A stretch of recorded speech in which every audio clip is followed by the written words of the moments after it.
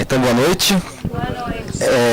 A gente vai dar início a mais um encontro do ciclo Literaturas, encontro com autores da nova literatura brasileira, que tem patrocínio do Banco do Brasil, apoio do Ministério da Cultura, por meio da Lei Rouanet, e é uma realização do Centro Cultural Banco do Brasil. A gente tem um grande prazer de receber hoje os quadrinistas Fábio Moon e Gabriel Bá. Fábio Moon aqui no centro, Gabriel Bá no canto. Os irmãos Fábio Moon e Gabriel Bá vêm produzindo HQs para o mercado brasileiro e internacional há quase 20 anos e seus trabalhos já foram publicados em 12 idiomas. Em 2008, O Alienista, adaptação que eles fizeram para o clássico de Machado de Assis, recebeu o prêmio Jabuti. Day Tripper, trabalho de maior reconhecimento dos dois, entrou em primeiro lugar na lista dos mais vendidos do jornal The New York Times. Foi escolhido como uma das melhores graphic novels de 2011 pela revista Publishers Weekly e pela Amazon.com e ganhou os prêmios Eisner, Harvey, Eagle e o prêmio de melhor bande dessinée ou história em quadrinhos do festival Les Utopiales em Nantes e entrou na seleção oficial do Festival Internacional de La Bande Dessinée, né, de história em quadrinho de Angoulême, da cidade de Angoulême, em 2013. O último trabalho deles publicado no Brasil, já que a gente vai falar também de um trabalho recente que foi publicado no exterior, é Dois Irmãos, sua adaptação do romance de Milton Ratum para os quadrinhos, e que foi lançado primeiro na França, depois Brasil, Estados Unidos e Itália, e neste ano recebeu também o prêmio Eisner, o prêmio Eisner é como se fosse o Oscar ou o prêmio Nobel, o prêmio Nobel, né? Já que se trata de livro, seria o prêmio Nobel dos quadrinhos. Boa noite, Fábio, Gabriel, muito prazer em fazer essa mesa com vocês. A minha primeira pergunta é: da onde vêm os nomes Fábio Moon e Gabriel Bá? Bom. De onde nasce como nascem esses nomes artísticos? Bom, boa noite. Parece programa do Silvio Santos, né? Você fala boa noite, as pessoas respondem. Bom, os nomes, eles vêm de duas origens diferentes. Os nomes artísticos, o Bá era um apelido de criança quando eu aprendi a falar. Antes de aprender a falar o G, eu aprendi a falar o B. Então, Gabriel era Babiel, Gá era Bá. Então o Bá vem de quando eu aprendi a falar. Eu chamo Bá de Bá desde sempre. E aí todo mundo que conhecia a gente junto, o pessoal das crianças na escola e tal, chamava ele de Bá também, porque eu chamava ele de Bá. Então a partir do momento que a gente começou a ir para faculdades diferentes ou ter amigos que não conheciam os dois ao mesmo tempo, aí algumas pessoas começaram a chamar ele de Gabriel. Antes disso todo mundo chamava ele de Bá, porque eu chamava ele de Bá. E aí, então o Bá vem desde sempre. E o Moon foi um erro da juventude, que quando eu estava no colegial, eu tinha lido, no primeiro colegial eu tinha lido uma história em quadrinhos que chamava Moon Shadow, que eu gostava bastante, de um moleque tímido que cresceu rodeado de livros, não tinha nenhum amigo, e porque o pai dele era um planeta era um planeta, então ele vivia uma vida diferente. E aí ele vivia rodeado de livros, eu gostava daquela história. E aí eu escrevi umas cartas de amor para uma menina no colégio. E eram umas cartas secretas de amor. E eu assinava Moon Shadow. Eu tinha certeza que ela não queria saber que era eu, mas é claro que ela sabia que era eu. É claro que não deu certo. Não deu em nada. Mas aí nisso eu comecei a brincar de colocar Fábio, Moon Shadow. E aí tinha a luazinha e tal, desenhava lá do nome. Que legal, bacana. Um dia eu vou fazer quadrinhos sérios, aí eu vou usar meu nome de verdade. Mas enquanto isso eu fico brincando aqui de ser Fábio Moon. Só que aí eu bobeei, e aí o nome pegou, e aí a gente começou a fazer quadrinhos, eu comecei a colocar Fábio Moon, e agora é tarde demais. E aliás, quando vocês começaram a fazer quadrinhos? Como é que vocês começaram a desenhar? Foi junto? Assim, o fato de vocês serem gêmeos induz a gente a pensar que os processos ocorrem muito em paralelo, né?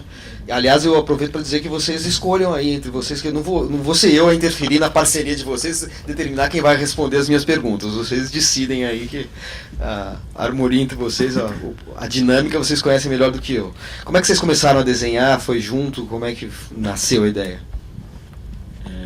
Alô, boa noite. Boa noite. Desenhar, a gente começou a desenhar junto, essa coisa de criança que desenha. Mas eu acho que pelo fato de sermos gêmeos, a gente continuou desenhando quando a maioria das crianças param, porque era algo que a gente podia fazer junto, né, compartilhar, então era uma brincadeira que a gente podia compartilhar. E dessa coisa do desenho veio as histórias em quadrinhos, né? Tudo que tinha desenho nos atraía, na verdade. Qualquer caderno com uma capa, qualquer adesivo, qualquer coisa que tivesse desenho nos atraía. E aí vieram as histórias em quadrinhos. A gente começou a ler, a gente começou a se envolver com as histórias, com os personagens. Era algo também que a gente podia compartilhar, porque a gente podia ler as mesmas histórias, se empolgar com as mesmas histórias. E aí a gente começou a se interessar por essa coisa de contar histórias, né? De se envolver com os personagens, ver como o leitor mergulha na história. Isso eu também, já com uns 12, 13 anos, lendo livros na escola. E aí foi juntando as duas coisas, o desenho com a história, né? E como nós somos gêmeos, estavam sempre fazendo as coisas juntos, a gente nunca cogitou, nunca foi uma questão fazer junto, trabalhar junto, fazer a mesma coisa. A gente nunca pensou em fazer coisas diferentes. Né? A gente estava naturalmente fazendo a mesma coisa, lendo os mesmos livros, no mesmo lugar.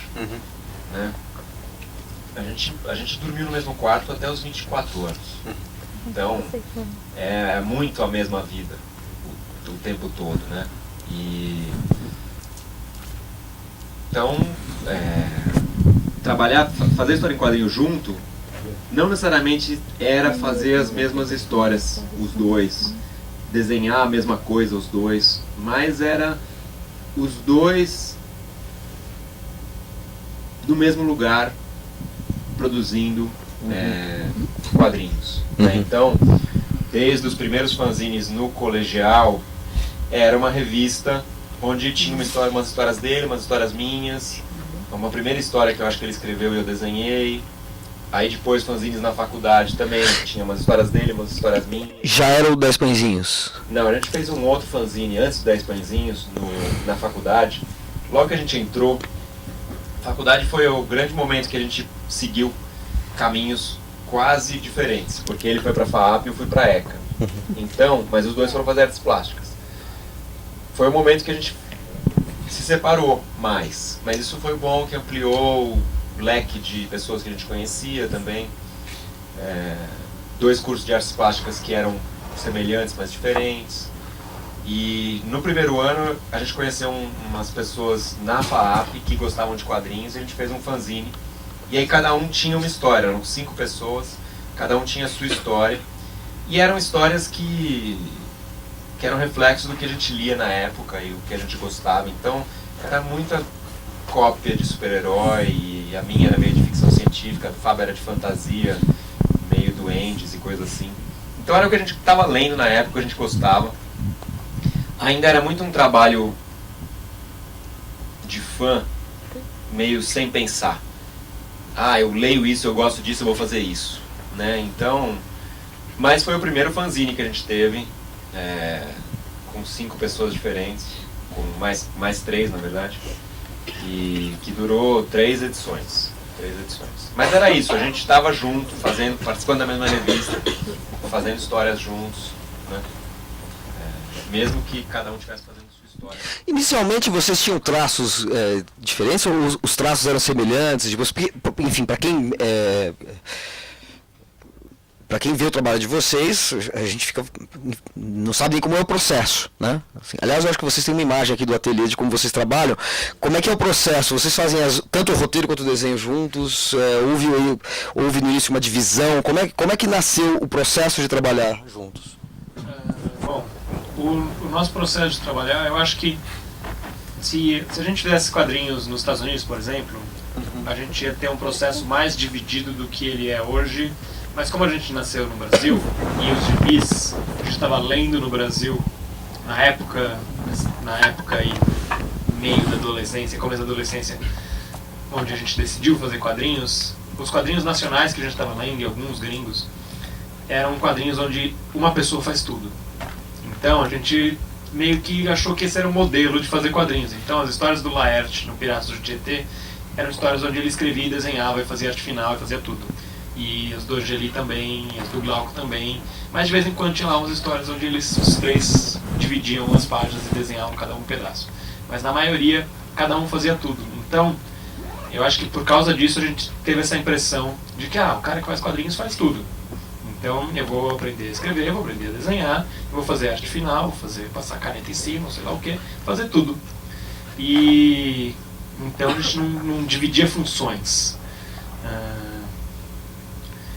Mas aí, hoje em dia, o jeito que a gente trabalha, o que dá para dividir mais e fazer junto é o roteiro, porque a gente fica conversando o roteiro, a gente escreve em voz alta, a gente conversa em voz alta, vai decidindo a cena, decidindo o que ele vai fazer, tomando as escolhas, e aí um tem que datilografar, digitar ou fazer o rascunho direto, e aí a gente decide meio que quem vai desenhar, porque hoje em dia os desenhos são diferentes.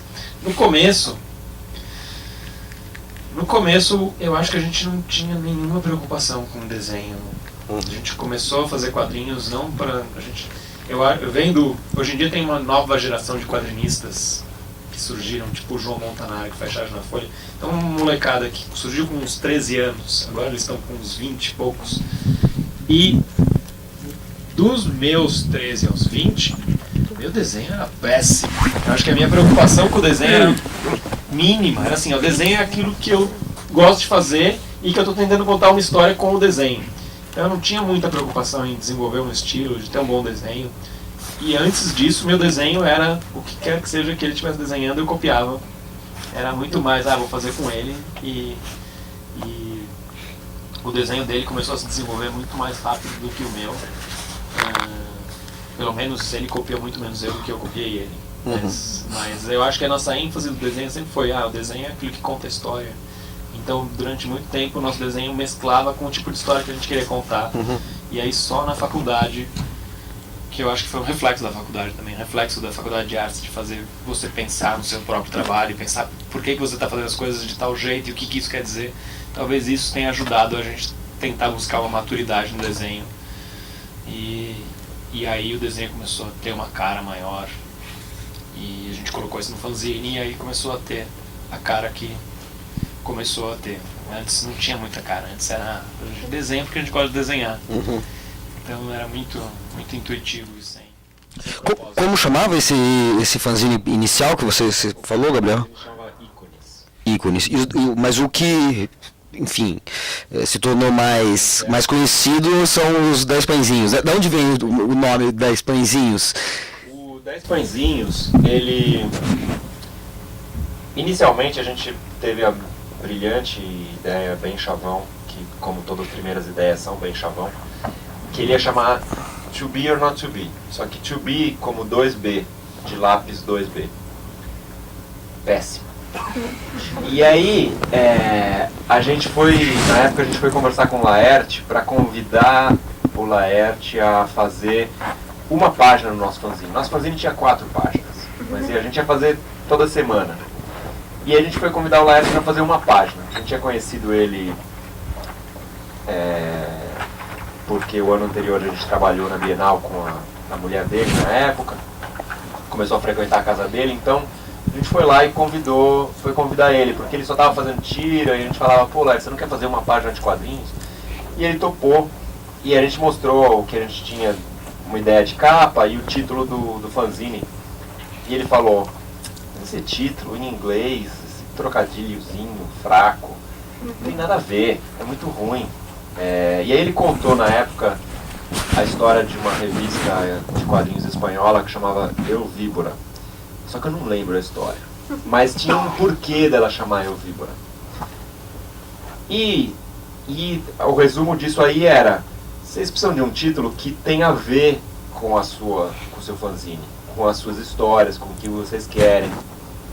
E aí a gente pensou no 10 Pãezinhos, porque a gente queria contar histórias de vida cotidiana, do dia a dia, de vida normal, E pra gente, 10 pãezinhos, a gente achava assim, o símbolo do dia a dia.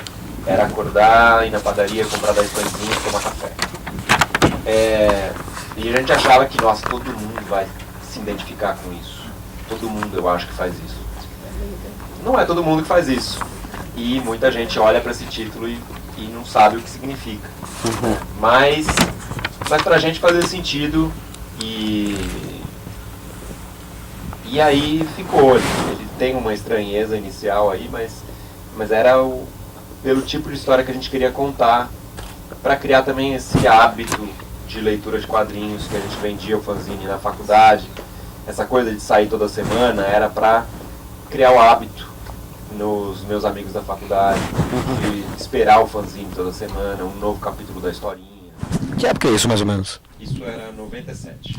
E daí vocês fizeram os... Quantos números foram? Foram 15 números no primeiro semestre. Aí depois a gente fez uma história em 7 partes. Nesses 15 números as historinhas eram pequenas, tinha 1 ou 2 páginas. O Fábio fazia histórias que continuavam, eu fazia histórias... Cada número era uma história diferente. E aí depois de 15 números dá 3 meses e pouco. Que foi o primeiro semestre da faculdade. A gente já tinha criado o hábito dos nossos amigos, eles já esperavam o próximo fanzine, já queriam saber o que ia acontecer. E aí a gente contou uma história mais longa no segundo semestre. Aí a gente foi super ambicioso, já de 4 páginas a gente pulou para 12. E aí é uma história em 7 partes, então eram 7 capítulos de 12 páginas, que iam durar o segundo semestre inteiro.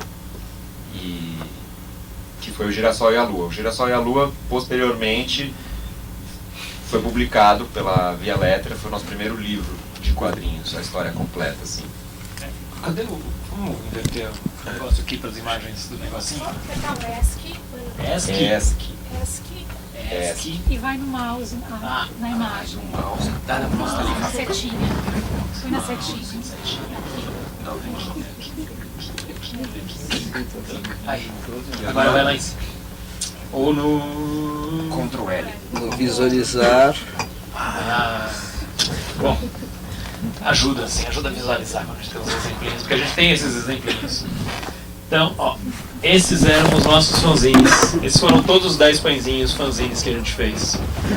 Então, o começo até o primeiro coloridinho eram os 15 primeiros. E aí a gente resolveu ser ousado e contar uma história grande para o Girassol e a Lua. Fizemos próximo Girassol e a Lua até o último coloridinho. E isso a gente fez na faculdade. E aí depois a gente parou de fazer na faculdade, porque acabou a faculdade, na verdade. Mas aí a gente ganhou um prêmio de quadrinhos de melhor novo talento em 2000 com o trabalho do fanzine, e a gente resolveu voltar a fazer o fanzine em 2000. Então o resto, tudo é em 2000. Então até o coloridinho lá em 97, e depois a gente voltou a fazer fanzine em 2000.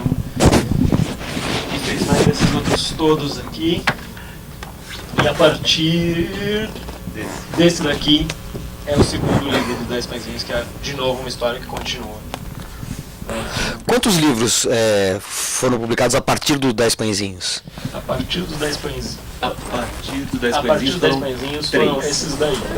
Não, é assim, Girassol do e a Lua. mesmo, do fanzine mesmo, a gente contou o Girassol e a Lua, o Meu Coração Não Sei Porquê, e ali em 2007 a gente publicou um livro que chamava Fanzine, que tinham todas as histórias curtas do fanzine, umas tiras que a gente fazia, alguns textos, porque o nosso fanzine ele nasceu do jornal do colégio. Nosso a gente conhecimento começou, de fazer fanzine nasceu do jornal do colégio, e aí a gente fazia ilustração no jornal do colégio, e jornal do colégio tinha coisas que o jornal tem. Então tinha um editorial, e aí tinha umas matérias, e a gente ilustrava as matérias, de vez em quando a gente ilustrava o editorial. Então quando a gente foi fazer fanzine, todos os nossos fanzines tinham editorial, porque a gente achava que tinha que ter lá, o editorial, opinião. Então no 10 pãezinhos fanzine, além das historinhas e das tiras, tinha os editoriais Alguns também. editoriais, Só que aí depois que a gente parou de fazer fanzine, 10 pãezinhos virou o nome dos nossos livros aqui no Brasil. Então tem 2 aí que a gente fez direto para livro, o Crítica e o Mesa para 2. E basicamente a gente parou com o fanzine porque, a gente tinha saído da faculdade. 2, a o trabalho de ilustrador, de quadrinista, é um trabalho você na sua casa, no seu estúdio, sozinho. E o trabalho de freelancer, ilustrador freelancer, é 12 horas por dia, todos os dias. Então, a gente não via mais ninguém.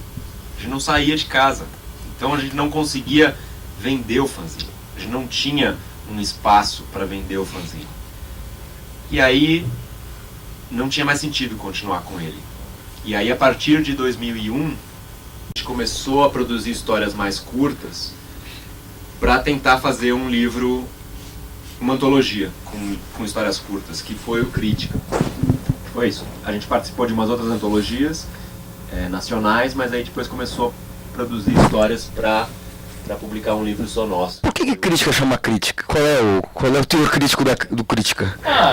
São histórias curtas sobre momentos de relações humanas. Então são momentos críticos.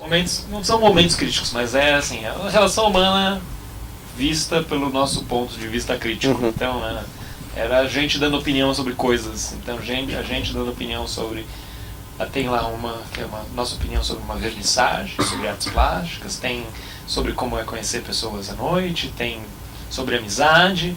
Então, é um olhar crítico sobre temas cotidianos. Então, era mais ou menos por isso, assim. E é isso. Legal. E bom, então daí em 2001 vocês começam a fazer essas histórias curtas já pensando em reuni-las em livro, né? A gente percebeu que o nosso modelo de como mostrar os nossos quadrinhos antes, que era com fanzine, vendendo de mão em mão, não ia funcionar mais porque a gente não tinha onde vender de mão em mão.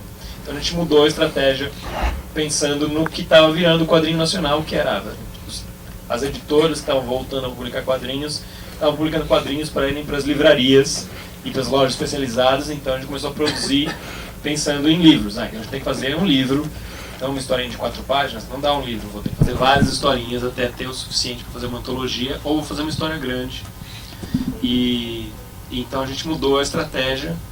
E aí nesse meio tempo também além do quadrinho nacional começar a migrar para as livrarias, os eventos de quadrinhos começaram a aumentar.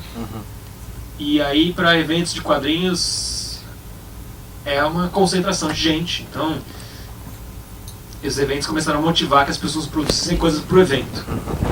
E aí a gente começou a produzir também umas histórias.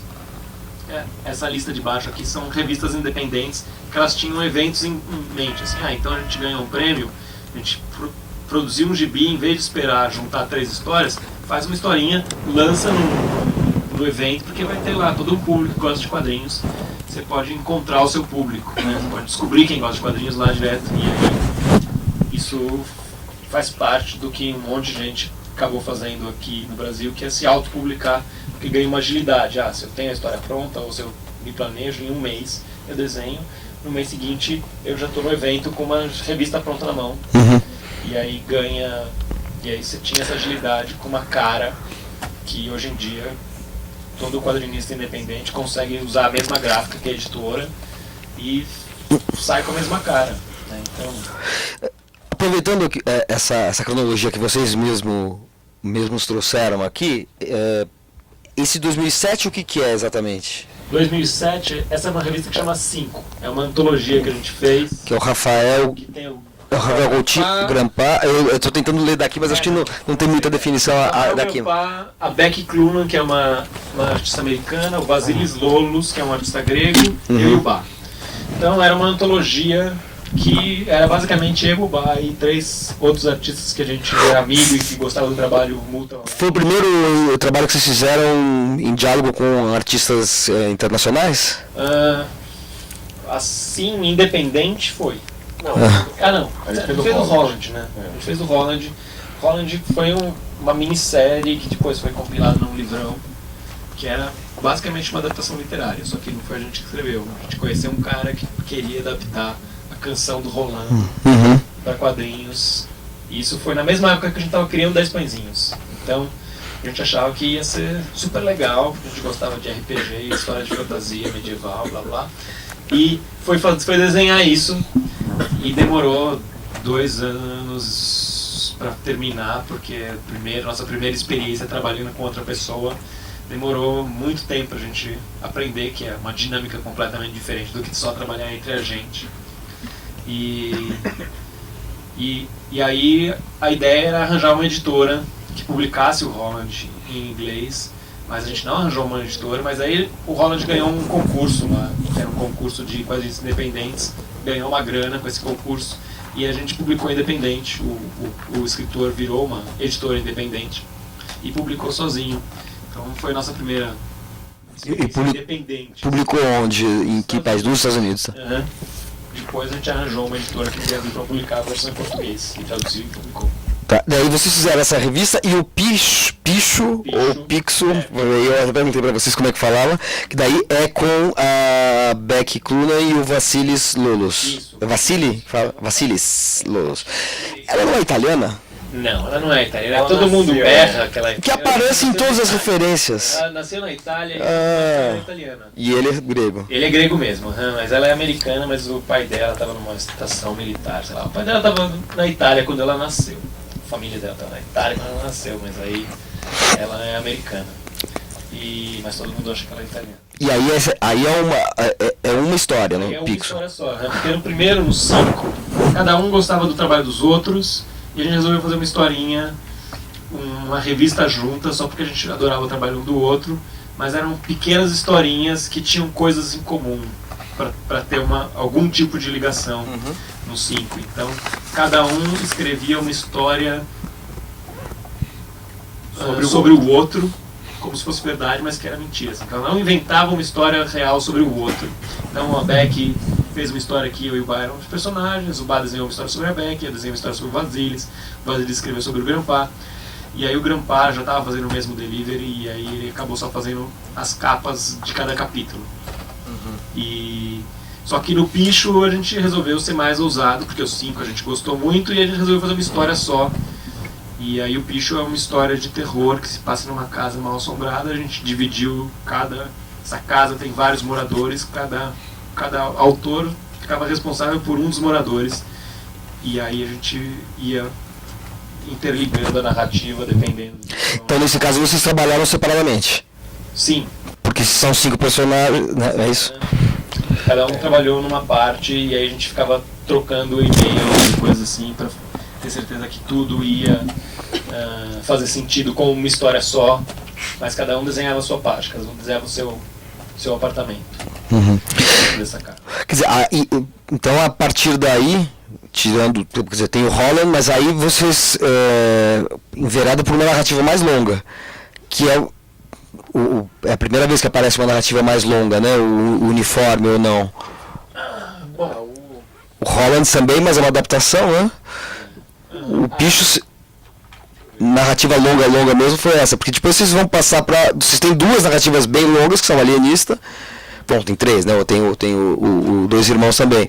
E o Day Tripper que é totalmente de vocês, não é adaptação, né? O Mesa pra 2... foi ensaiando as longas, né? Porque é isso, chega uma hora que as histórias curtas elas têm um limite, né? A história curta é uma ideia, um conceito ali, você só joga uma ideia pro ar e é uma coisa mais poética. Então você vai acabando, se você quer fazer uma coisa mais profunda e tudo, você precisa de uma história mais longa, só que a história mais longa demora mais. Então, por isso que a gente começou com as histórias curtas. O Mesa pra 2, ele tem 48 páginas. Era uma história que a gente fez, na verdade, para um concurso de incentivo à leitura de pessoas à adultas, leitura assim. para adultos. Então, era uma história que precisava ter uma moral boa, feliz, não podia falar muito de violência ou coisas pesadas assim. E a gente, em vez de só escrever, porque isso entrava numa categoria que incluía peça de teatro, milhões de coisas. E a gente decidiu fazer uma história em quadrinho. E aí a gente fez uma história de 48 páginas em 20 dias, eu acho. E não ganhamos o concurso. Mas a gente acabou com uma história de 48 páginas, que até ali acho que talvez era a mais longa que a gente tinha feito. A gente fez direto assim? Direto, sozinho. Sem quebrar? Mas o Picho daí, então, daí já é então vocês enveraram para uma narrativa mais longa, porque é maior, né, do Picho do que o Mesa para Dois, certo? O bicho ele acabou maior. Ele acabou Bem maior. maior. Sim. Agora, depois disso, passando então para uma etapa seguinte, vocês fazem um trabalho que é marcante, que é o Alienista, né, a adaptação do Machado. Vocês fizeram isso foi uma demanda de alguém? Como é que nasceu o projeto? Vocês que tiveram a iniciativa, propuseram para uma editora, foi uma encomenda? Então, o Alienista a gente fez, foi um convite na época da Ed Ouro. Isso foi em 2006 também, foi nessa época do Mesa para Dois. Era o início dessa onda de adaptações literárias. Então, na época era uma coisa muito nova. E era a primeira vez que vinha uma editora e ia nos pagar um adiantamento para trabalhar. Então a gente achou uma oportunidade diferente. E a chance de adaptar um clássico, eles deram umas opções, a gente acabou escolhendo o Alienista, porque a gente gostava do Machado, e porque era uma história curta que daria para aproveitar e contar bem contado em 70 páginas. E então era uma chance de talvez atingir um público maior, um público diferente. Se a gente fizesse um bom trabalho, podia dar certo. Então a gente topou por causa disso, porque podia... a gente acreditava que essa onda de adaptações literárias podia dar certo, podia ser... A Ed Ouro, ela veio com uma proposta para fazer uma linha de adaptações. Eles até fizeram mesmo. Então a gente achava, legal, vai ser uma linha de adaptações. A gente tem que fazer a primeira bem feita para que isso dê certo e tudo. E a gente fez. Eles nos deram 3 meses para fazer, a gente topou fazer, foi uma correria insana. Acho que foi a única adaptação que fizeram no prazo. Mas na época a gente tinha um pouco mais de tempo e estava lá obcecado em fazer funcionar, então a gente conseguiu fazer em 3 meses. E foi isso, assim, mas a gente fez o Alienista, né? O legal do Alienista eu acho que é até para desmistificar essa coisa do Machado ser difícil. Quem fala que o Machado é difícil é mesmo eu. Tem medo de ler. E ainda mais o Alienista, que é um conto. Então as pessoas falam, nossa, você adaptou o Alienista, mas não é difícil. Você não leu o Alienista.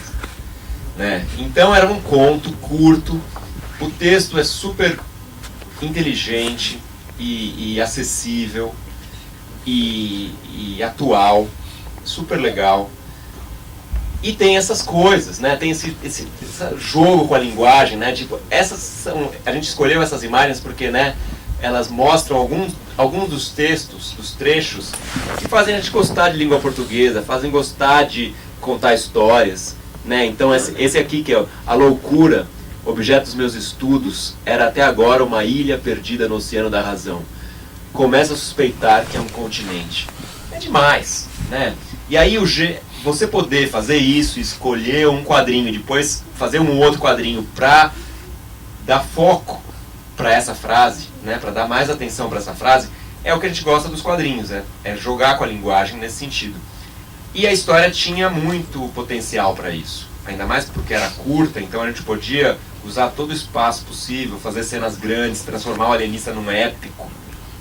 Né? Então a gente tinha esse objetivo para fazer o Alienista, pegar essa história e fazer a versão mais épica que a gente conseguisse, porque é isso, o texto é muito bom e a história não é complicada, ela é simples, mas ela...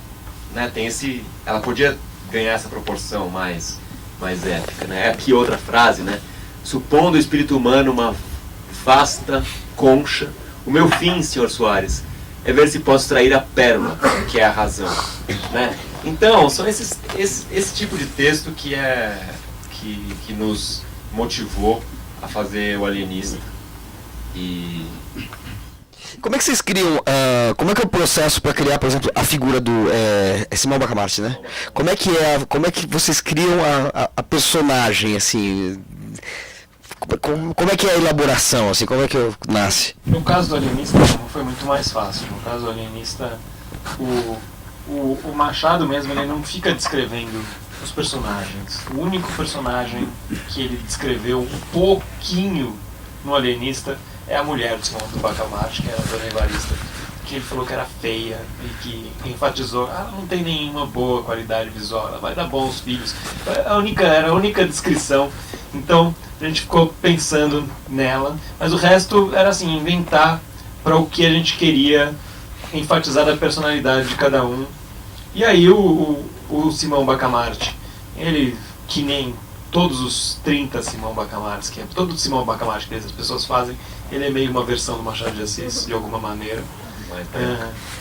E aí o resto foi meio para enfatizar, ele precisa, o Crispim Soares, aí, o amiguinho dele, ele é um farmacêutico, meio puxa-saco, meio que não aguenta dar opinião e faz tudo que as pessoas querem. E aí a gente foi criando mais para dar mais carga dramática. Não foi tão... Foi fácil do Alienista, porque a história tinha menos ligação com a realidade do que outras, né? Criar os personagens dos dois irmãos, criar dois irmãos em particular deu muito mais trabalho do que no Alienista. Porque tudo no Alienista era muito mais baseado numa ficção, em uma ironia da ficção. Então você estava muito mais livre para exagerar coisas. Então a gente usou disso, vamos exagerar, vamos criar, aproveitar, porque esse é o estilo da história. Né? Então para isso foi mais fácil. Há uma alternância no trabalho de vocês entre adaptações, como é o caso do Alienista, depois em outros trabalhos, como Dois Irmãos, que você acabou de mencionar, uma alternância entre essas adaptações e trabalhos que são livros que são escritos e desenhados com argumentos, vamos dizer assim. Não sei se vocês chamam de argumento, como no cinema, ou tema, ou enfim, história, enredo, criados por vocês. Agora, quando vocês fazem o Day Tripper, que foi publicado em livro em 2011, não é isso? O Alienista é 2007. E o Day Tripper foi publicado em livro em 2011, ele começou a ser publicado fora do Brasil, nos Estados Unidos, né, em fascículos, depois foi reunido em livro. A personagem chama Brás de Oliveira Domingos, certo? E obviamente quem lê isso pensa em Brás Cubas. E vem na esteira do Alienista do Machado de Assis. Tem alguma relação? Esse Brás foi escolhido? Porque assim, tem vários elementos de coisas anteriores. Vocês estavam falando dos 10 pãezinhos agora há pouco. Falando que os 10 pãezinhos tinham essa ideia de pegar o cotidiano, uma observação do cotidiano, pegar as coisas miúdas assim e tal, e enfim, torná-las significativas. Aquela coisa, você passa indiferente alguns acontecimentos mais banais e de repente se você olha para eles assumem uma carga emocional, simbólica maior. No Day Tripper vocês têm as duas coisas, porque assim, né, tem elementos dos dois trabalhos anteriores. Dos 10 pãezinhos, essa coisa do cotidiano, de uma personagem que está, enfim, muitas vezes é uma meditação sobre uma realidade muito pessoal, vocês vão explicar do que se trata, né? Assim, à beira de uma situação limite, mas de qualquer maneira, muitas vezes é assim, uma atmosfera de tomar um café, estar em casa com o cachorro e tal. De um lado tem essa coisa do cotidiano, esse registro do cotidiano, e de outro lado tem a referência ao Machado de Assis no nome da personagem e também na relação dela com a morte. Não é exatamente um autor defunto, como no caso do Brás Cubas, mas é um autor que escreve, enfim, que vive a própria morte em cada um dos capítulos, né? Então, retomando a pergunta, tem a ver com o Brás Cubas do Machado de Assis e como é que nasce este projeto que já aí eu acho que tem um caráter autoral talvez o momento mais intenso de autoria de vocês, que é de criar essa história, essa sequência de histórias da morte de uma mesma personagem. O Brás, o nome do Brás é uma referência ao Brás Cubas, por essa ligação do Brás Cubas com a morte e do próprio Brás também. Mas Mas não foi assim, a ideia não nasceu dessa ligação, mas o nome acabou vindo disso. A gente achou que era uma boa, fazia sentido fazer essa ligação, fazer essa homenagem.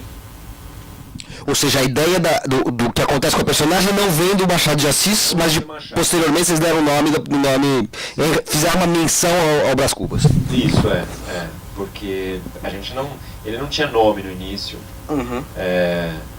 Como todas as primeiras ideias chavões que as pessoas podem ter, a gente cogitou chamar ele de Lázaro.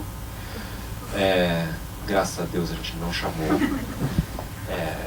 Isso serve para todos vocês que querem contar histórias, fazer quadrinhos, inventar coisas. Tenham a primeira ideia, joguem fora. A primeira ideia, por mais que vocês gostem dela, ela é chavão. Todo mundo vai ter essa primeira ideia. Ela vem aí, é a coisa mais fácil e parece incrível, mas ela é ruim. Não usem. Reflita um pouco mais, né? Pensa, vai conseguir fazer uma relação um pouquinho mais profunda e mais duradoura. E aí foi isso, a ideia inicial do Day Tripper era só o cara que morre. Era isso. Então, e como explorar isso de várias maneiras diferentes, morrer de várias maneiras diferentes, em momentos diferentes da vida dele, o que isso nos ensina sobre a vida. Para quem não conhece, não estava na oficina, como isso acontece? Como isso acontece no Day Tripper? Essa experiência da morte, uma mesma personagem experimentando a própria morte, porque dá a impressão que é uma coisa sobrenatural, e não é exatamente isso. O Day Tripper é uma história de um cara, a gente acompanha a vida do Brás ao longo da vida inteira, em vários momentos diferentes da vida dele. Começa quando ele está numa crise com o trabalho, sobre a sombra do pai, ele quer ser escritor, mas trabalha no jornal, escrevendo obituários, e aí é frustrado profissionalmente. Depois volta para uma época da faculdade em que ele ainda é cheio de possibilidades, viajando com um amigo. Depois, quando ele termina o primeiro relacionamento dele, conhece a mulher da vida dele. Depois, quando ele vai ter filhos. Depois, quando o pai morre. A hora que ele consegue escrever o primeiro livro dele. Então a gente vai montando esse quebra-cabeças da vida do Brás, capítulo por capítulo. Só que, isso é um spoiler para quem não leu o Day Tripper, mas não estraga, eu acredito. Em todos os capítulos o Brás morre, no final. Que era a nossa maneira de mostrar, porque como são coisas tão cotidianas, coisas tão normais, era um pouco a nossa maneira de dar mais atenção para aquilo que estava acontecendo naquele momento, né? Porque é esse poder que a morte tem de nos mostrar, olha, isso aqui tem valor, porque amanhã a gente vai morrer e não vai ter mais. Então, toda vez que alguém morre, seu parente morre, alguém que você conhece morre, você é apresentado com isso. Olha, você pode nunca ter prestado atenção, nunca ter pensado nisso, mas aquilo ali tinha um valor, né? Então a gente mostra esses momentos na vida do Brás e eles ganham mais valor porque ele morre em todos os capítulos, né? Então, mas surgiu de uma ideia que era o cara que morre só. Então todo o resto da história, o que o Brás faz, né? Essa coisa dele querer ser escritor, trabalhar no jornal fazendo obituário, ter um pai que é escritor, essa relação dele com o pai, o nome dele, tudo isso foi desenvolvido depois que a gente apresentou a ideia inicial para a editora. E a ideia era, um cara que morre várias vezes diferentes, em momentos diferentes, e a gente tem esse retrato da vida do personagem. E aí foi legal, porque esse processo de desenvolver a ideia durou mais quase um ano, até a editora topar fazer o projeto. Mas isso a gente teve que pensar muito sobre ele. Nesse caso, a editora americana. Editora americana, que topou publicar em fascículos. Cada capítulo uma vez. Isso, porque o mercado americano de quadrinhos, ele funciona muito mais nesse mercado mensal. revistas de 22 páginas por mês. Então é mais fácil você emplacar uma ideia de uma série, ou de uma minissérie, como foi o caso do Day Tripper, do que uma graphic novel, uma história grande, direto, que vai ser publicada direto, como foi o caso do Dois Irmãos, por exemplo. Então, quando eles pediram ideias, a gente propôs a ideia do Day Tripper como uma série. E aí, então a gente pode contar essa história, contar em 10 episódios, em 10 capítulos. E aí a gente pensou, então o primeiro pode ser assim, o segundo assim, assim. Então esse processo todo foi isso, pensar o que ia ter em cada capítulo, desenvolver melhor a história, o background do personagem, quem ele é. Como que uma história, como cada uma das histórias, com exceção da primeira, ela recomeça a partir, como é que ela se conecta, como é que ele, entre aspas, renasce, como é que ela começa de novo depois da morte? A gente começa de novo. Depois da morte. Não, mas tem um vínculo, tem uma referência, tem uma ligação? Às vezes ela tem uma referência, mas ela é uma referência. Ela não tem uma referência com a morte anterior. Ela tem uma referência com a vida anterior. Então, A gente tem uma coisa que acontece num capítulo vai motivar a escolha que a gente fez para o próximo capítulo. E no começo é mais fácil e depois vai sendo uma evolução da complexidade do personagem. No começo é a conversa que o Brass tem com o amigo dele sobre uma viagem que eles fizeram antes. O segundo capítulo é essa viagem. E aí ele conhece a mulher que vai ser a primeira mulher dele. O próximo capítulo é o fim do relacionamento com essa mulher.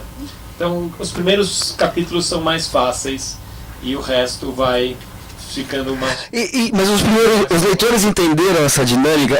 Os leitores de quadrinho, eles são muito mais acostumados a lidar com fantasias, com universos fantasiosos, do que os leitores convencionais de romances, como eu.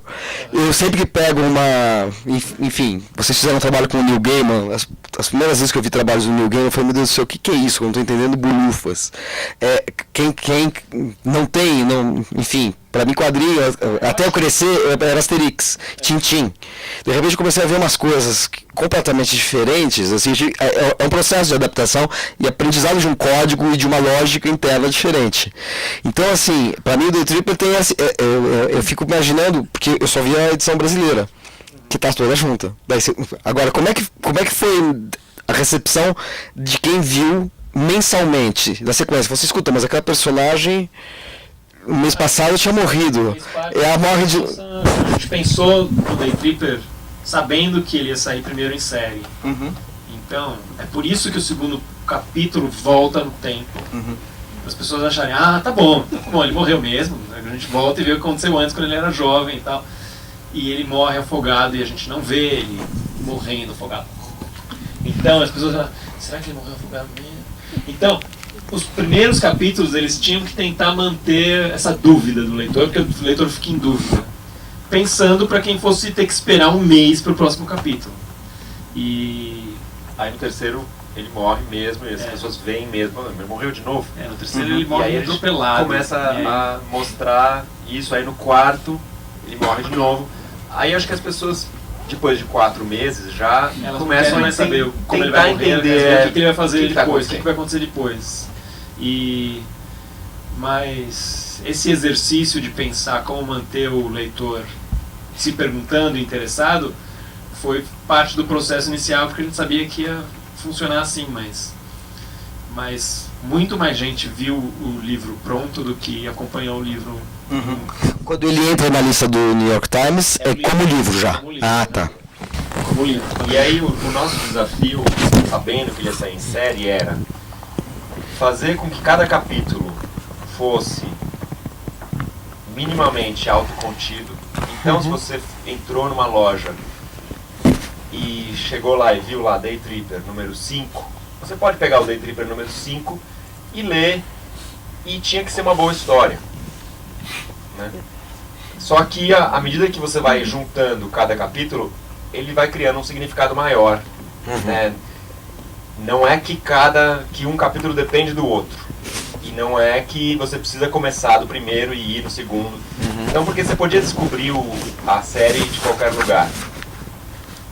Então a gente tinha uma preocupação de tentar fazer isso, mas... Entendi, mas é claro que todas as histórias têm que ser interessantes independentemente, mas a força tá no conjunto, né? Tá no conjunto, né? De morrer... É muito difícil conseguir explicar o que era a história sem ter a história. Então, convencer a editora a publicar a história e falar, olha, ela é importante, ela é forte por causa disso, sem ter a história inteira, o Day Tripper é esse tipo de coisa que sem ter, você não consegue explicar. Né? Então, só quando a gente terminou, mesmo pra gente, quando a gente estava terminando de escrevendo os últimos capítulos, porque aí, a partir do momento que a gente convenceu a editora, a gente foi escrevendo capítulo por capítulo, né? Que demorou 2 anos para fazer, né? 2 anos. E só quando a gente estava escrevendo os últimos capítulos é que a gente mesmo teve a sensação de Vai fazer sentido no final. vai fazer sentido no final, eu acho. Acho que as pessoas vão gostar. E porque não dava para saber. Não dava para saber. Mas eu acho que como livro ele tem essa força por causa disso, porque tem tudo ali, né? Que é uma das maiores influências que a gente teve para querer contar histórias. São histórias fechadas, histórias com começo, meio e fim. Essa fórmula do Day Tripper de contar um momento da história do Brás, um momento da vida dele, a gente podia perpetuar para sempre, né? Mas não faz sentido. Essa experiência de ler a história, ler esses 10 capítulos, já dá conta do recado, já fez o que tinha que fazer, né? E era só, sei lá, insistir na mesma coisa. O que editoras fazem, né? Sei lá, as pessoas ficam recontando a história do Batman até hoje, por causa disso, né? A Turma da Mônica também, cada vez você inventa uma coisa nova para continuar contando. A gente gosta dessa coisa fechada, do final. Isso foi uma coisa que a gente fez desde o início. Toda história é diferente, sempre tem novos personagens. A gente nunca foi do tipo de criar um personagem e contar 1000 histórias com eles. Não teve essa ideia de fórmula, de criar uma marca, criar uma série, sol, né? Então, porque a gente gostava de histórias de livros que tinham começo, meio e fim, acabavam, e o próximo tinha outra história, né? Mesmo autor, outra história. E aí dá mais trabalho. É mais fácil você fazer uma série. Você já criou um personagem. Cada capítulo novo do Day Tripper foi um pouco mais fácil de contar, porque você vai conhecendo melhor seu personagem, as coisas vão fazendo mais sentido. Você sabe que, eu posso contar isso porque faz sentido nesse universo. O Brás faria isso, o Brás não faria aquilo. Eu tinha uma possibilidade de fazer uma história com o Brás se suicidando. Mas, quando eu fui montando as histórias, não fazia sentido.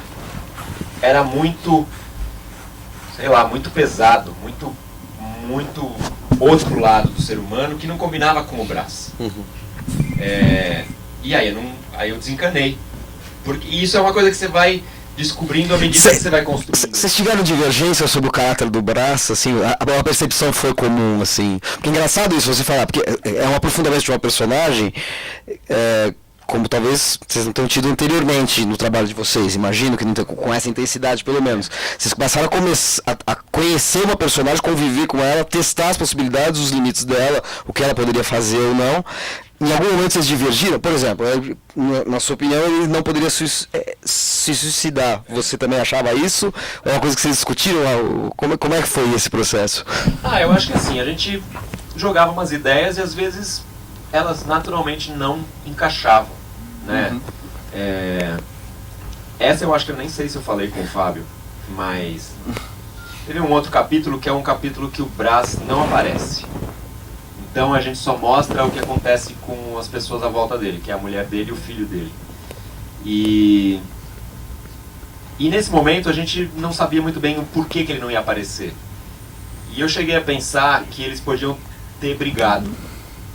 Ele teve um caso, eles estavam dando um tempo, estava meio mal, e eles estavam nesse momento ruim do relacionamento, e ele estava fora de casa, E aí ele morreria sem eles se resolverem, ia ficar essa coisa mal resolvida.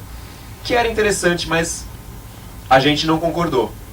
A gente não achou que era bom, porque não ia dar para desenvolver bem essa relação do casal, da traição e de se eles iam resolver isso ou não.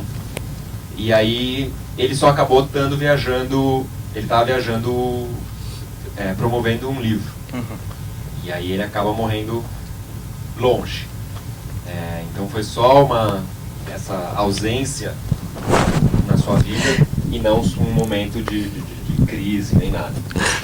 Mas eu cheguei a falar, eu achava que nesse capítulo eles iam ter brigado, ia ter traído ela, e a gente não concordou. Só uma curiosidade, a ideia de uma personagem que escreve obituários, vocês tiveram alguma referência nisso? Porque eu lembro do livro A Firma Pereira, do Antônio Tabucchi. Não sei se vocês chegaram a conhecer esse livro. Não, então essa ideia foi para vocês, assim, vocês criaram essa ideia. Não foi que, enfim, as ideias do mundo são todas são sempre maneiras diferentes de abordar as ideias, mas... Tinha um livro, tem um livro de obituários do New York Times, né? Vários obituários legais e tal, blá blá. Que serviu de modelo para os obituários que saem na Folha, né? Isso. Que assim, a Folha tenta imitar um pouco, né? E aí eu tenho esse livro, eu estava lendo, e aí esse livro mostrava como o obituário não é só assim os dados da pessoa e tal, é uma reflexão sobre a pessoa que faz tipo uma lembrança de como foi a vida da pessoa. E a morte vira essa oportunidade de falar da vida dela. E eu acho que também isso foi assim, pensando naquele livro, talvez ele possa ser um cara que escreve obituário, isso pode funcionar a favor da história. Né? A gente também estava pensando que, se você presta atenção, né, os jornais, os canais de televisão, eles têm pessoas fazendo pesquisa e montando a vida de pessoas para a hora que eles morrerem tá pronto, né? Então, o Lula. O Lula tem um obituário pronto. Tivemos um exemplo nesse fim de semana. Fidel Castro morreu, tinha um caderno pronto da Folha e outro do Estado, ou seja, aquilo não foi escrito naquele período. Tem gente pensando, anotando, prestando atenção na vida das pessoas. E essas são as pessoas que fazem obituário, né? Talvez nem seja a pessoa que escreve o obituário, mas é lá o coitado do estagiário que está lá, que tem que reunir todas as coisas. E fazia sentido para uma história que era sobre os pequenos momentos da vida e o que vai transformar você no que você é, o cara que escreve obituários, que o obituário é sobre a vida da pessoa, o que ela fez, quem ela deixou para trás, e não como ela morreu. Então fazia sentido o Brás escrever obituários também. É uma ironia machadiana, diria, sim, né? A morte de um escritor de obituários. Bom, a gente estamos chegando no final do nosso encontro aqui, não no final, na parte final, daqui a pouquinho eu preciso abrir para as perguntas, mas a gente ainda tem que falar do Dois Irmãos. Vocês querem... Aqui a gente está ainda... Exatamente. O Dois Irmãos, que assim como o Day Tripper ganhou o prêmio Eisner, né, que é o mais importante deste universo, é a adaptação de um livro que é considerado por muitos críticos literários o livro mais importante publicado no Brasil nos últimos 15 anos, que é o romance Dois Irmãos, do Milton Raton. Fazendo a mesma pergunta em relação ao Day Tripper, foi uma encomenda, foi uma ideia de vocês que propuseram para o Milton, como é que vocês trabalharam com ele, e obviamente como é fazer... como é que foi para dois irmãos gêmeos fazerem um trabalho em cima de um romance que tem como personagens dois irmãos gêmeos que, no caso deles, tem uma briga fratricida. Bom, muita gente acha que é autobiográfico. É isso, porque por mais que seja um clássico moderno da literatura, ainda tem muita gente que não leu. Então eles se relacionam muito mais com Nós Sermos Gêmeos do que com o livro do Milton. Pessoas que não leram ainda, quando vem o título e... Eles acham que vai ser autobiográfico. E só existe porque a gente é gêmeo. A gente estava na Flip, a vez que a gente foi convidado para a Flip, o Milton também tinha sido convidado, e depois que a gente tinha feito a nossa mesa e o Milton tinha feito a nossa mesa, aquela Flip é aquela festa literária em Paraty, os escritores vão lá para soltar a franga e festejar, e chegar a palestra e você bebe 5 dias. Chegava no dia seguinte e no café da manhã, cedo, só tinha eu, o Bá e o Milton lá, assim. Então só a gente acordava cedo, todo mundo acordava tarde. Então a gente se via durante 3 dias, aí ele fez a mesa dele, aí ele relaxou. Então no último dia a gente estava num jantar da Companhia das Letras, conversando com o Milton, porque eram os companheiros do café da manhã, e aí o André Conte, que era editor de quadrinhos, viu os 3 e ele falou: vocês são gêmeos? Por que vocês não fazem uma adaptação dos 2 irmãos do Milton, que é sobre irmãos gêmeos? E nasceu daí a ideia. Não, porque o 2 irmãos do Milton, ele é o livro mais, sei lá, importante dos últimos 15 anos. Ele é um livro que vende bem pra caramba. Não tem porquê, sabe? Não tem porquê fazer uma adaptação para dar uma nova vida. Ele não precisa de uma nova vida. Ele continua vendendo super bem, as pessoas continuam descobrindo. Só existe porque a gente é gêmeo. Só existe porque o André teve essa ideia incrível. Mas porque depois do nosso instinto inicial de falar: eu acho que vai dar muito trabalho isso, eu acho que não vai rolar. A gente tentou evitar. Vocês já tinham lido o livro? Eu tinha lido o livro quando saiu, que era sobre 2 irmãos gêmeos, então eu fiquei curioso.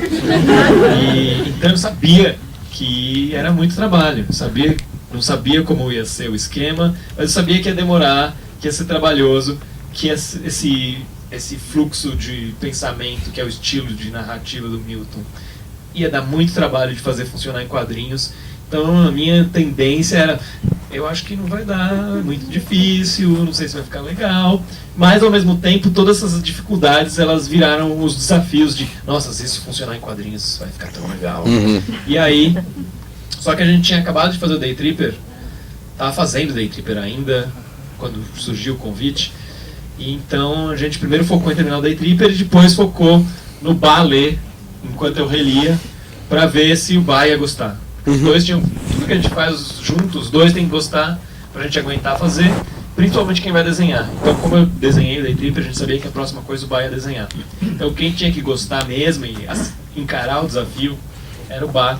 Então depois que a gente terminou o Day Tripper, a gente releu o 2 irmãos, e aí ele gostou e a gente falou: não, tá bom, vai ser difícil, não vai ser fácil fazer ficar bom e funcionar e estar a par com o romance. Mas é um bom desafio, é um bom desafio para ser depois do Day Tripper, para encarar. E aí a gente achou que ia demorar mais 2 anos fazendo, que nem o Day Tripper, só que a gente demorou 4. E saiu no que deu, né? E ficou legal, eu achei. Ficou sensacional. Aliás, o autor... O Milton gosta bastante. Adora, sim. Não sei o quanto ele foi eloquente perante vocês, mas ele, assim, todas as vezes que eu encontrei com ele em lugares, em situações públicas ou não, ele sempre falou, ele ficou encantado. Sim, absolutamente. E com toda a razão. O negócio dos 2 irmãos, que é... eu acho que tem um tema forte na história, que é a memória, e a memória da decadência da cidade e dos personagens. E quando você pensa nessa decadência da cidade dos personagens, esse é um pensamento visual. Então eu acho que isso surpreendeu o Milton. O como a gente pôde trazer essa camada visual para essa parte da história. Então, é isso, ele viu mudando na história, ele viu os personagens apodrecendo, ele viu isso de uma maneira visual que antes estava só na cabeça de cada um, tinha uma outra cara, era uma outra sensação. É interessante porque tem uma sintonia com o fato de que o Milton Ratum é um arquiteto, né? Ele se formou em arquitetura, nunca trabalhou como arquiteto, etc. Mas ele é um arquiteto, ele fazia desenhos na hora de escrever, né? Ele já contou certamente para vocês, vocês devem ter visto os desenhos que ele fez, talvez quando ele imaginava a casa, a árvore, aquela árvore grande que tem na casa da família, ele desenhava isso, né? E a percepção visual dele está presente no livro, na descrição da lenta degradação de Manaus, né? A Manaus suntuosa do passado para Manaus deteriorada por um capitalismo predatório que vai sendo descrito no livro. Quer dizer, e vocês devolveram, acho que ele teve que sair da imaginação visual para um texto que fala disso, e vocês devolveram o livro para essa matriz visual, né? Que eu acho que essa que é a grande contribuição, essa grande sacada, né? da graphic novel que vocês fizeram, porque vocês materializaram essa visualidade que o livro tem, que é magnífica, né? Porque eu acho que nas palavras é muito mais poético e chega a ser um pouco abstrato. Eu tenho certeza que o Milton enxerga o que ele está escrevendo. Mas eu acho que fica difícil para as pessoas imaginarem exatamente a degradação da cidade. Porque o texto é muito forte. Mas ele é forte de uma maneira poética, eu acho. E as imagens, elas são mais diretas. A gente precisa fazer uma pesquisa maior e criar um universo que vai ser um pouco mais direto, né? Tem gente que até acha que imagem corta um pouco a sua imaginação, porque você mostra as coisas. Mas tem coisas que estão lá no desenho que você precisa afinar o seu olhar para conseguir enxergar, né? Então, se você fala de uma blusa que estava mal passada e cheia de vincos e manchada com o tempo e sei lá o que, você está descrevendo isso com as imagens, com as palavras, e as pessoas compreendem as palavras e elas conseguem imaginar. Mas se você mostra isso num desenho, são linhas que as pessoas têm que ter outra percepção, né? Então, tem muita coisa que foi descrita pelo Milton que está no cenário, que está no detalhinho do cenário. São os pequenos curumins trabalhando de engraxate quando começa a ter muita gente na cidade, ou uma crescente quantidade de mendigos que não tinham, que foram ex-seringueiros e perderam o trabalho, sei lá o quê. Isso é o cenário, né? Mas eu acho que é o tipo de coisa que no livro as pessoas era a informação perfeita pra gente colocar no desenho. Que eu acho que é o bom do texto do Milton. Ele dá muita informação, mas ele não é descritivo. Essa informação é tão poética, é o personagem refletindo sobre isso, que não é uma descrição mesmo. E que para construir o Dois Irmãos foi ótimo. E aí eu acho que ele gostou muito de ter visto. Quando a gente foi lançar em Manaus, as pessoas gostaram, se surpreenderam. Porque não tinha poucas pessoas com idade para ter vivido na década de 40, 50. Mas tinham algumas pessoas que legal, nossa, fiquei emocionado de ver. E é o poder das imagens mesmo, né? Perfeito. A gente vai continuar vendo algumas imagens. Se vocês quiserem comentar algum detalhe específico dessas imagens, por favor. Só que enquanto isso, quem quiser fazer perguntas, por favor, levanta a mão para a gente poder levar o microfone. Então, ali, aqui, quem mais? Uma, duas, alguém mais? Uma, duas, três aqui. Tá bom, Eliane? Vocês querem comentar alguma coisa antes dela fazer a pergunta? Não, tudo bem? Então vamos lá, por favor. Oi, boa noite. Então, vocês, quando o Bá comentou sobre a dificuldade de fazer novas histórias, essa questão de não trabalhar com séries, então dá para perceber que tem uma densidade muito grande de histórias e de personagens. Então, eu fiquei pensando naquela questão do momento de autocrítica, que acho que todo mundo que produz, que escreve, tem, né? Se vocês tiveram algum momento, assim, são duas perguntas em uma praticamente, se vocês tiveram momentos assim, de crise, aquela obrigatoriedade de superar um personagem, de superar a história anterior, ou nada a ver, é fácil vocês se desligarem de um personagem para começar outro? Por exemplo, quando vocês estavam trabalhando com Day Tripper, logo surgiu a proposta de trabalho de Dois Irmãos. Porque não fica fervilhando na cabeça ainda aquele último personagem que postou o braço, foi tão bom, eu tenho necessidade, eu tenho a obrigação de superar. E agora, será que eu consigo superar? Minha cabeça está fervilhando do Brás ainda. Essa questão de autocrítica mesmo. Teve um momento de crise de um fanzine que vocês criaram, de uma história, ou não? Eu acho que enquanto você está trabalhando, pelo menos enquanto a gente estava trabalhando no Day Tripper, tudo que eu pensava era... minha cabeça tentava aplicar para a história do Day Tripper, né? Então, era muito difícil ter novas ideias enquanto a gente estava fazendo Day Tripper. E quando a gente foi convidado para fazer o Dois Irmãos, né, a gente estava fazendo o Day Tripper, e quando eu li o livro, eu estava escrevendo o capítulo 8 do Day Tripper, que é justamente o capítulo que o Brás não aparece, então toda a relação dele com a mulher dele e o filho dele, né? E eu acho que o capítulo 8 ele é super emotivo por causa dos Dois Irmãos, por causa da força que tem da relação da família nos Dois Irmãos e da Zana, desse amor exagerado da Zana. E aí o que acontece? A gente está chegando no final de uma história, e aí nos apresentam essa história que é super forte e intensa, e a gente, sabe, meio que tirou um peso de tipo, nossa, agora eu vou ter que pensar numa outra história depois do Day Tripper. Porque os Dois Irmãos já era... equilibra essa coisa, essa pressão de tipo, próxima coisa, a gente equilibra voltando para projetos onde a gente não escreve, a gente só desenha. Então, tem os projetos que a gente faz no exterior, principalmente, que a gente só desenha e trabalha com outros roteiristas. Eles servem para a gente ter tempo, sem pressa, de ter uma outra ideia. Então, eles servem, não é só para isso que eles servem. São histórias legais, a gente gosta delas e a gente gosta de voltar para elas. Mas a gente aproveita o tempo que a gente está desenhando sem escrever para pensar numa nova história com calma. Então, o que não é exatamente o caso dos Dois Irmãos, porque a gente teve que pensar muito que era uma adaptação. Mas enquanto a gente estava fazendo Dois Irmãos, a gente estava fazendo lá o Casanova, ou o Umbrella Academy, ou o Vampire, que era do universo do Hellboy. Então, enquanto a gente trabalhava nesses, a gente nos dá um pouco mais de tempo para pensar numa outra história depois do Day Tripper, que começa do zero, que a gente vende tudo.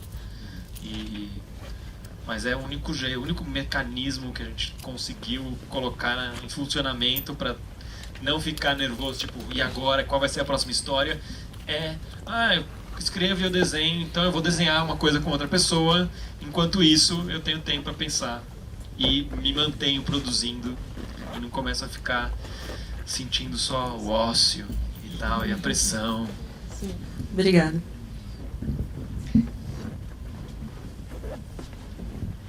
Oi, eu tenho duas perguntas. A primeira é por que o preto e branco no Dois Irmãos?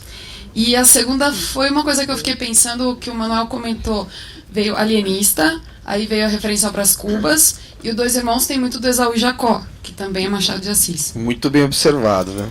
Isso é uma coincidência? Isso também é uma perseguição, vamos dizer? Vocês acabam vendo de alguma maneira? Não sei se vocês pensaram sobre isso ou não. O próximo vai ser Dom Casmurro? A gente não pensou, né? O Milton sim, mas eu acho que foi uma coincidência. Sei lá, eu acho difícil você escrever e fugir do Machado. Eu acho. Em português. Então, pode ser coincidência, mas acaba caindo nisso. Agora, o preto e branco é porque, a gente adora quadrinhos em preto e branco, mas o preto e branco ele exige mais. Ele tem uma carga dramática maior, ele exige mais do autor, do desenhista, para traduzir um mundo que é todo colorido só em preto e branco. Então você precisa escolher melhor como é que você vai traduzir isso. o que vai ter linha, o que não vai ter, aonde o branco vai sumir e vai juntar, e o preto. E ao mesmo tempo exige do leitor, por também ser uma tradução mais distante do mundo real, ele precisa se envolver mais com a história, ele precisa se esforçar mais para conseguir olhar aquele desenho e traduzir dentro da cabeça dele, e aí ele se envolve mais com a história. Então tem essas coisas. É interessante porque assim, a gente associa o preto e branco a uma coisa muito urbana, muito filme noir, muito São Paulo, São Francisco, né, Nova York, alguma coisa assim. E vocês estão trabalhando com nesse caso aí, com uma cidade que tem uma exuberância sensorial enorme, né, assim, na Amazônia, enfim, tem todas as frutas, o livro é extremamente sensorial, né? E de repente vocês abdicam de tentar mimetizar isso para uma linguagem que tem uma, né, que tem uma austeridade natural, né? Eu acho que assim, tem essa coisa, por exemplo, do preto e branco ser ligado à memória, essa coisa de filme antigo e foto antiga sempre ser em preto e branco. Então ajuda a dar essa cara de história, de memória. E cor distrai, visualmente. A cor distrai. Então, ainda mais numa história. Quando as pessoas pensam, e isso é um dos atrativos dos Dois Irmãos. É uma história que se passa em Manaus, só que ninguém foi para Manaus. Ninguém sabe como é Manaus. E você fala que Manaus é no meio da Amazônia, as pessoas vão ficar imaginando papagaio, e frutas, e peixes, e cores, e 1000 tipos de verde.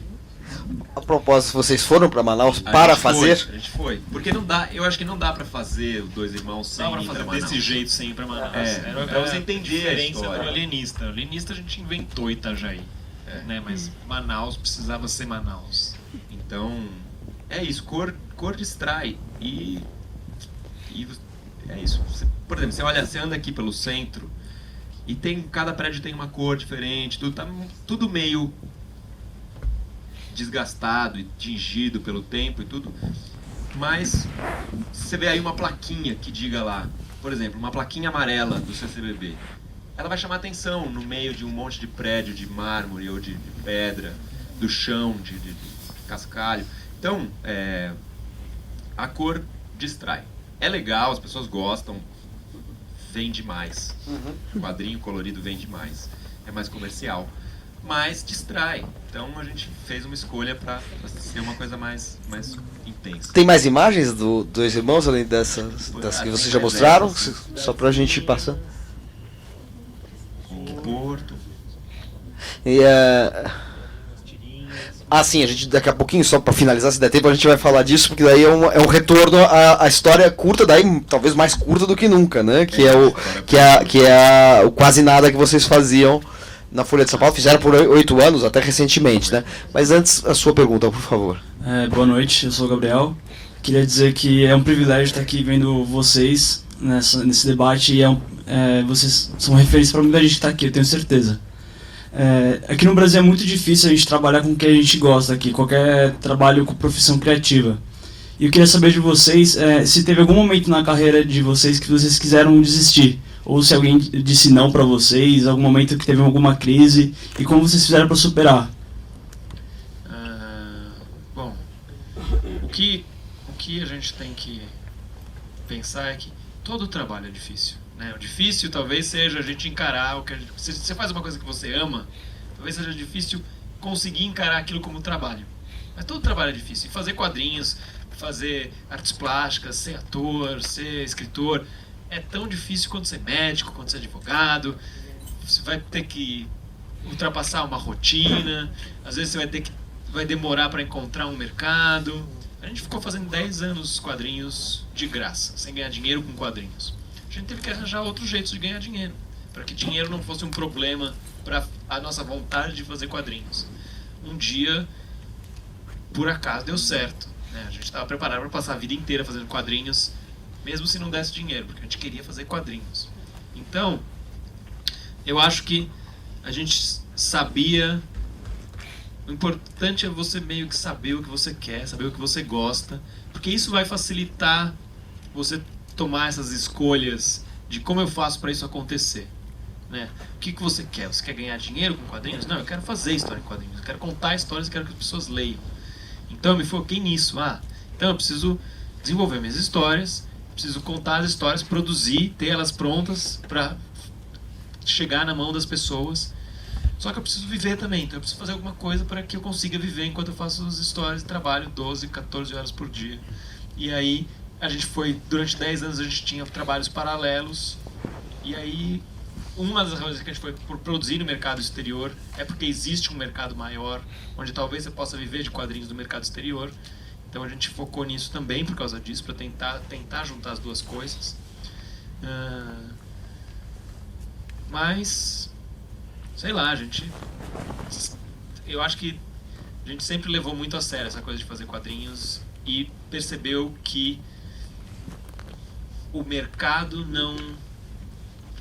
Se o mercado não ajudava a gente a fazer quadrinhos, só dependia da gente que o mercado não atrapalhasse a gente a fazer quadrinhos. Porque quando a gente começou a fazer histórias de cotidiano e de vida normal, não tinha mercado, não tinha quadrinho do jeito... A gente não estava lendo os quadrinhos que a gente queria fazer. A gente foi fazer quadrinhos justamente para mostrar, olha, dá para fazer quadrinhos desse tipo também. Não precisa ter superpoder, não precisa ser só para criança, não precisa ser colorido, não precisa ser de humor, não precisa ser no jornal, não precisa ser tira. Então, a gente começou a fazer quadrinhos para mostrar para as pessoas que os quadrinhos podiam ser coisas que a gente não estava vendo. E como é que vocês definem o quase nada? Que é uma coisa muito particular, porque assim, é uma micro-história contada em quadrinhos, mas assim, é maior do que uma tirinha. É maior do que uma tira, é menor do que uma história de um fanzine. Ao mesmo tempo, são histórias de muita concretude e muito lirismo que vocês extraem de uma situação cotidiana, com uma carga simbólica muito grande, às vezes com pequenos paradoxos, mas paradoxos muito mais emocionais, eu diria, do que paradoxos lógicos como o Laerte faz, por exemplo. O Laerte faz coisas paradoxais. Eu acho que o paradoxo para vocês é um paradoxo mais das emoções, das contradições. Tem uma coisa de humanidade profunda, no quase nada. Sendo que vocês tinham que fazer uma por semana durante 8 anos na Folha de São Paulo, aos domingos, e abordando os mais variados aspectos assim da vivência humana, cotidiana, urbana, enfim. Eu acho que a gente tinha um pouco dessa experiência com o fanzine, fazendo historinhas curtas de uma página, e fazer a tira fez a gente voltar para essa possibilidade de micro-reflexões. E foi o que a gente conseguiu tentando unir. A gente sempre teve vontade de fazer narrativas grandes, mas o espaço, a gente achava que era um bom espaço para dialogar com um novo público, e foi mesmo. O público, quem lê jornal não lê quadrinhos, quem lê quadrinhos não lê jornal. Então teve um diálogo aí muito grande, e aí as tiras começaram depois a ir para a internet, e aí quem vê as tiras na internet não lê jornal, não lê quadrinhos. Então multiplicou o nosso público muito por causa da tira, porque a velocidade da leitura da tira era perfeita para a internet. É o que melhor funciona na internet em quadrinhos, são tiras. Mas isso é o que cabe numa tira, quase nada. O nome vem daí, não cabe nada numa tira. Mas ao mesmo tempo, ela possibilitava essas micropérolas, essas micro situações que a gente tentava refletir sobre alguma coisa que aconteceu com a gente, ou alguma coisa que a gente viu na semana, e tentava enfatizar de alguma maneira com um bichinho falando alguma coisa, para que as pessoas prestassem atenção no surreal da situação, com o bichinho falando alguma coisa, enfatizando algum momento. E sempre tem algum? Às vezes não era um bicho, às vezes era algumas vezes não tem, mas a ideia é que tem. Que olhando agora, e hoje eu estava vendo em conjunto, porque eu acho que no blog de vocês tem uma parte que dá para ver quase todas. Todas não, mas em sequência. Sim. E de fato, tem sempre algum animal. Então, a gente tentou criar alguma forma, porque a gente falou que não ia ter humor, não ia ter personagem fixo, e não ia fazer sentido. A única coisa que talvez tivesse em todas, de vez em quando a gente acabou não colocando, ia ser um bicho. Que é uma maneira de olhar de fora as situações humanas, com uma certa ironia, Uma maneira de fazer a pessoa prestar atenção no que o bicho fala, porque já que o bicho não fala, toda a estranheza chama mais atenção. E uma maneira também de dialogar com tiras. Tiras têm bichos falantes, tem essa tradição, então era uma das tradições da tira que a gente pôde continuar. Mas que depois de 1 ano, 2 anos, as pessoas perceberam que não era para fazer sentido, não era para ter uma continuidade, era só para oferecer uma janela de reflexão. E aí acho que as pessoas começaram a gostar da tira. E aí agora gostaram tanto que agora elas podem sentir falta da tira. Todos sentimos. Não temos mais tempo para perguntas. Eu queria agradecer muitíssimo a presença de todos vocês, especialmente do Fábio e do Gabriel, Fábio Moon e Gabriel Bá. Convidá-los para o próximo encontro de literaturas, que normalmente acontece na última segunda-feira de cada mês, como é o caso hoje, mas por dezembro ser um mês que tem, né, as festas, a gente vai fazer o próximo encontro já na próxima segunda-feira, dia 5 de dezembro, com a poeta Laura Erber e com a atriz Sara Antunes, que costuma nos acompanhar quando há leituras aqui nos encontros do Literaturas. Fábio, Gabriel, muitíssimo obrigado pela presença de vocês aqui. Foi um grande prazer ouvi-los, conhecer o trabalho. Eu tinha feito uma pesquisa exaustiva aí, não exaustiva, porque depois conversando com vocês, eu vi que eu ainda tinha muito mais coisa que eu não sabia que vocês tinham, e não consegui nem perguntar sobre outros trabalhos que vocês têm feito. Até mencionei aqui uma adaptação do Neil Gaiman que vocês fizeram, que saiu nos Estados Unidos e fica pro ano que vem, não é isso? Como é que chama? Em inglês chamava How to Talk to Girls at Parties e vai chamar provavelmente Como Conversar com Garotas em Festas. Então esperamos aí no lançamento pro ano que vem do Fábio Moon e do Gabriel Bá. Muito obrigado pela presença de vocês aqui.